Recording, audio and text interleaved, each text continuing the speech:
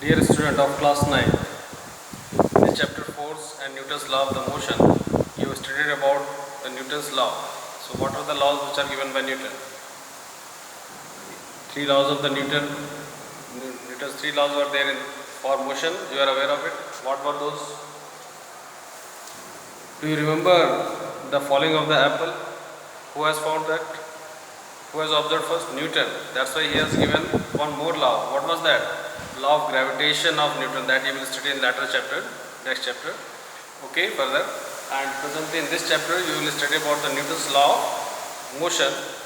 And Newton was great mathematician, physicist, astronomer. Okay, and he has done the revolution in the science, in the field of the science. So the three laws of motion which is given by him. What is the first law? First law which says that an object will remain at rest or in motion unless and until an external force is applied on it. Correct. So this law is also known as law of inertia. Inertia is the natural tendency of an object to remain at rest or in motion unless and until some external force is applied on it. So it will not move any object. That is the first law of the Newton. And this is law of inertia. Two types, inertia of rest and inertia of motion, as you have studied earlier. Okay. Now second law. What is second law of Newton? It tells that force is directly proportional to the rate of change of momentum. Like this is an object of mass m.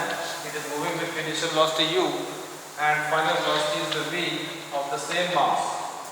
Within the time t, it has moved from one point to another point. So how much force was exerted on this object so that it was moving? That force is directly proportional to the rate of change of momentum.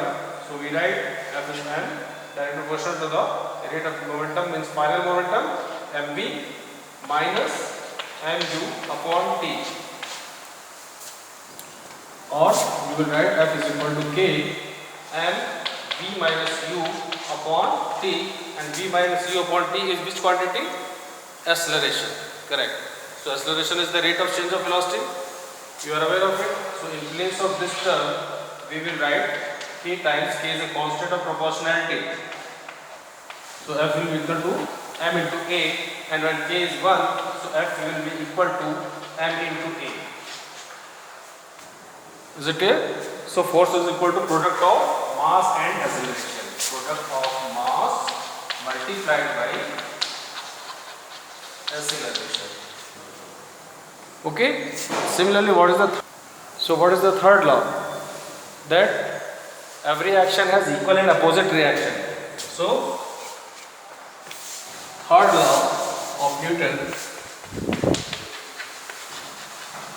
says that every action has equal and opposite reaction. Like I am pushing this wall, so wall is also pushing to me, but both are in opposite direction. What is different from me towards the wall, and wall is pushing from wall towards me. So direction is opposite, but the force is equal and opposite. Whenever the word opposite is there, we use minus sign. So what does it mean? Force exerted by first object on the second is equal to force exerted by second on first.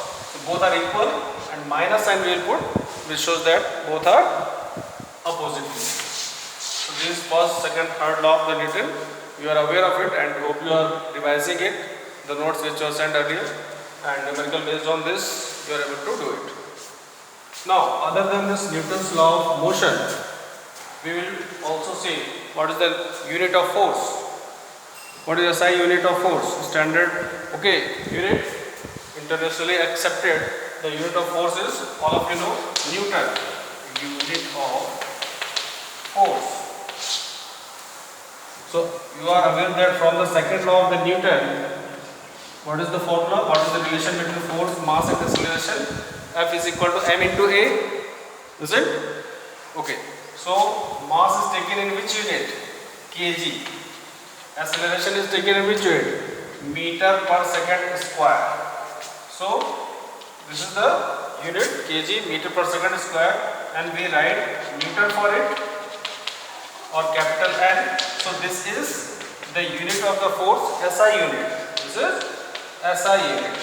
So we will today find out the CGS unit, where the mass is in gram and acceleration in centimeter per second square. So we will convert it. So this Newton, which is the SI unit of force, we can convert it and find the SI unit of this. So how much will be this one, CGS unit? So for that, from the same relation, F is equal to MA, we will convert this mass into gram. So 1 kg is how many grams? In place of 1 kg, we can write down 1000 gram, is it? Similarly, acceleration, which was in meter per second square, 1 meter is equal to 100 centimeter. So this will become 100 centimeter upon second square. So what it becomes? How many zeros are there? 3 from here and 2 from here. Total 5 zeros. So can we write it like this, 10 to the power 5? And what are the units remaining? Gram, centimeter per second square. And for this unit, like here, in place of kg meter per second square, we have written Newton, N. Similarly, this one, gram, centimeter per square, we can replace it and we can write it as dyne. Okay? So, that will become 10 to the power 5 dyne. So, 1 Newton is equal to 10 to the power 5 dyne. So, this is the relation. Whenever you have to convert Newton into dyne or dyne into Newton also, similarly you can convert. So, 1 dyne will be equal to how much? Can you tell? This 10 to the power 5 will come to the denominator and will become 10 to the power minus 5 Newton. Okay, write this in your notebook, revise it. Hope it is clear to you. Thank you very much.